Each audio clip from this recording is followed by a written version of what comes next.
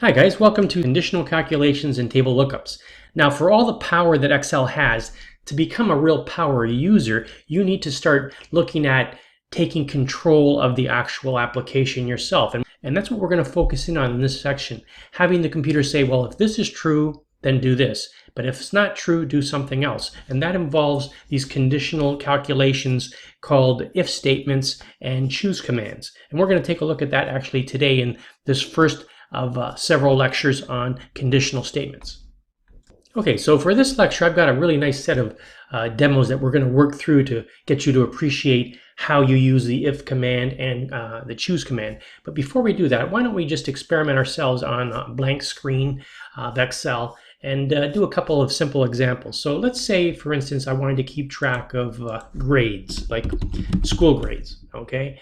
And I would type the grade in here. Let's say I got 70%. What I'm going to do here beside that number is write down a comment, whether you passed or failed. So that would be a classic example of using this if command. And here's how you would do it. All right, like we do with all functions, we're going to start off with an equal sign, and we're going to type in the word if. It's a special word, then a bracket. Now the first part of the if statement tells us the logic that we need to think through. So in our case, we want C3 to be greater than or equal to 50. And if it is, and that's true, then we'll do this first condition and we'll just type in the word pass. Now, if it's not true, less than 50, 49, whatever, then we're going to write down fail.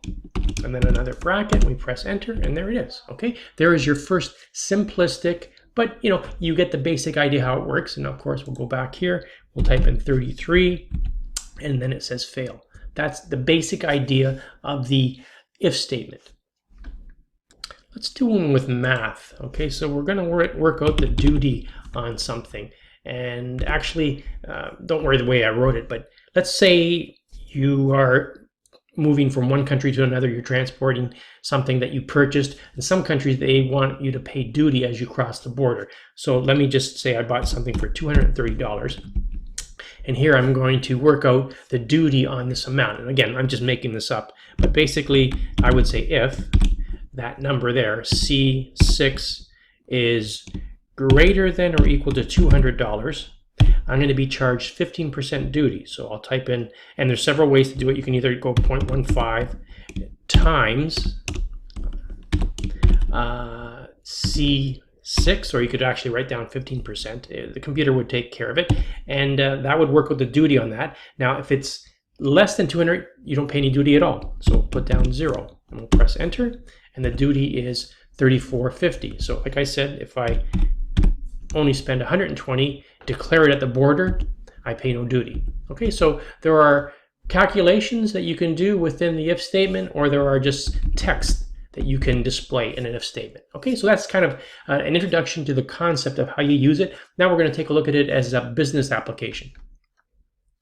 Okay, in your resources for today's lecture, you have two compressed files. One will be the exercises and one will be the demos.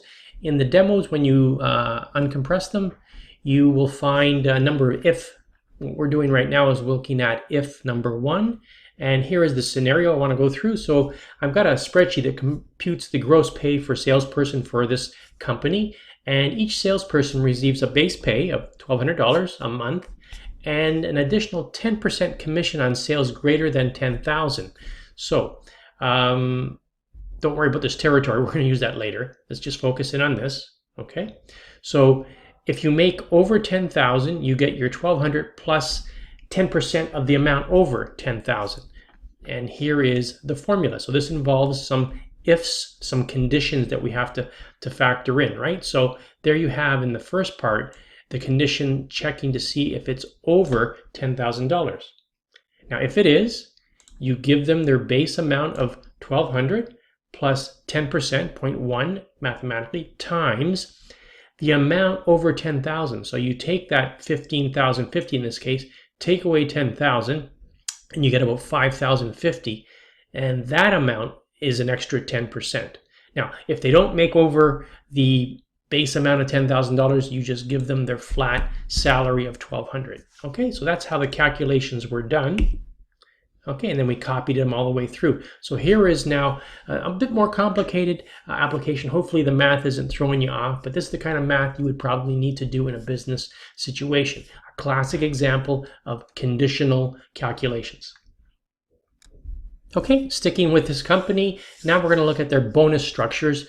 And they decide that their bonuses are based on the territory their salespeople sell in. So if they're in territory 1, they get $50 bonus. Territory 2, $75, and territory 3, a $25 bonus.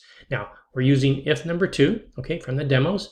And now we got 3 things to worry about. Usually with if statements, you can only do 2 things at a time. So what we're going to show you in this example is a nested if statement. Okay, so I'm going to click on the 50, and I'm going to try to space this out a bit so you can see it a little better up here.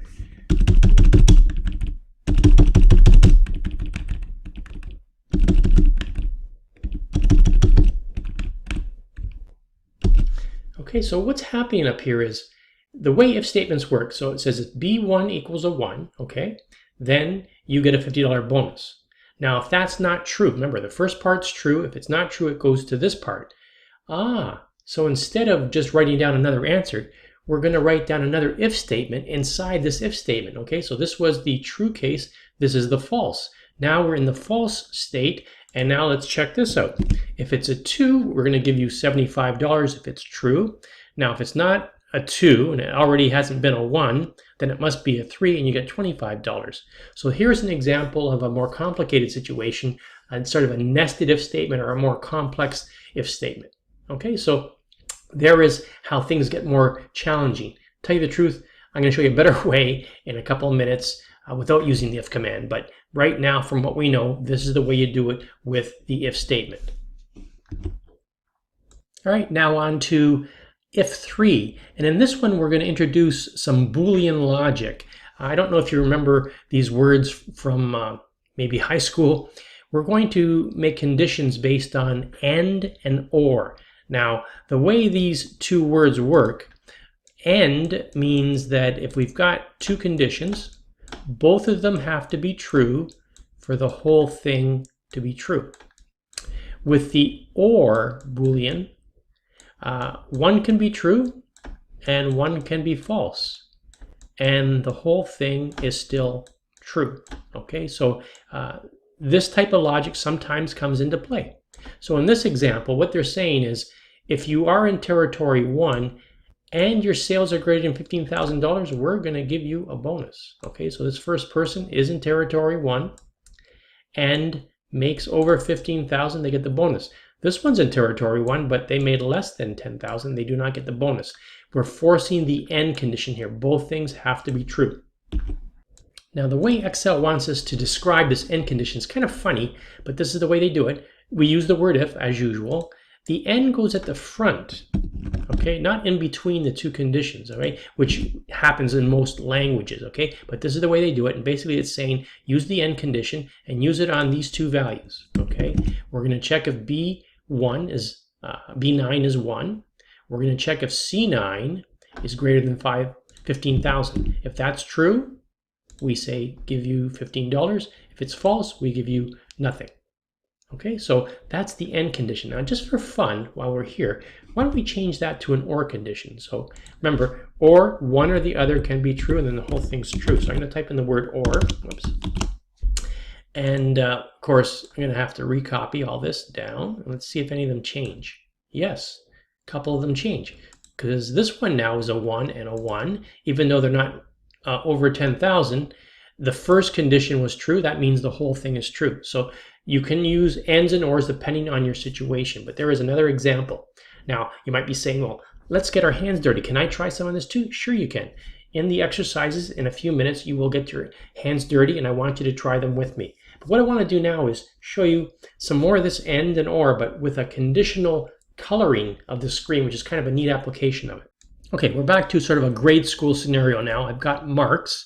And what I'd like to do is for anybody that got 90 in both the pre-test and the post-test, is there anybody else that has both 90? Yep, there's another one, and there's another one. I'd like to color right across that in green, just to highlight those individuals as being outstanding students. That involves conditional formatting, in which we're going to implement a more complex if statement. Okay, first thing I'm going to do is highlight all these students and their marks. Then I'm going to go over to conditional formatting, a new rule, and we're going to type in a formula, so to speak. So we're going to press here, use a formula to determine which cell to format. Now, we're in a conditional formatting tool already, so it already knows that we're going to make a decision. So I don't need to write down the if part of this, but I do need to write down the and part of it. So I'm going to say and since we're going to probably copy these all the way down, I want the B to be solid, which means it's going to be an absolute address, B, and then 4 will change to 5 to 6 to 7. So that'll change, so I don't want to put a $sign in front of that. So I want that to be greater than or equal to 90. And I also want the 1 over from there. So that's $C. So I always want it to be C. And then in this case right now it's 4. And I want that to be greater than or equal to 90, and then I'll put another bracket. Now, if that's true, both of them are greater than or equal to 90, I'm just going to change the color of that cell to green. Okay, you can pick whatever you like. And let's see if it actually worked.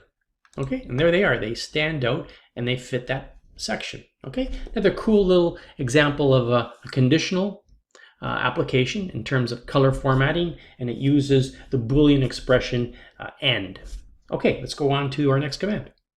Now, sometimes you find situations where you're going to choose a number of different things and they're numeric. They have a certain code, 4, 5, 6, 1, 2, 3, whatever. And instead of trying to make really complicated if statements, like we did in if number 2, you can use another command called the if command. So let me give you an example. Let's say we're grading meat, meat grade, and sometimes you know how they're triple and double and everything like that. So we're going to put a grade of meat here, and we're going to say 1, 2, 3. So 1 is the poorest, 2 is good, and 3 is excellent. So what we're going to do is use this new command called choose bracket, and it starts off like the last one. You say what you want to focus your sort of condition on, and we're on C3 obviously, and now it's numeric. So basically, if it's a 1, do this. So I'm going to say that's a bad choice of meat. Okay, we'll say bad. If it's a 2, we'll say good, and if it's a 3, it's excellent. And we'll press enter, and there it is. Okay, if it's a 2, it becomes good, and if it's a 3, it's excellent. Okay, so that's kind of a neat command. Now, you can't use it in every situation. This is a classic one where if you've got nice numbers like 1, 2, 3, this is what you can do. You can, you know, change it a little bit to modify it, but it has to work with numerics 1, 2, 3, that type of situation. Okay, I'll show you the practical application. You've seen this question already. It was actually the application called if2. And remember when we had to do it with an embedded if statement, it got pretty ugly. And imagine if we had like 7 or 8 of those that we had to worry about. It would have gotten even uglier, but this choose command makes it a piece of cake. So it's that bonus one, so that if you're in territory 1, you get $50, 2, you get 75, and 3, you get 25. So here is the choose command. All right, pretty straightforward, B9. All right, so the territory you're in, comma, and then your 3 choices for your bonus. That's how easy it is. So in some situations, this is the way to go. So there you have a simple introduction to using the if statements and the choose command. And what I want you to do now is try these exercises. You really got to try them. I don't know if you're familiar with this stuff, really familiar with it or whatever, but give them a try. And in our next lecture, I will take up some of them to make sure that you've got a good foundation before I give you a really challenging sort of exercises as a little assignment to try. Thanks for listening. We'll see you in the next lecture.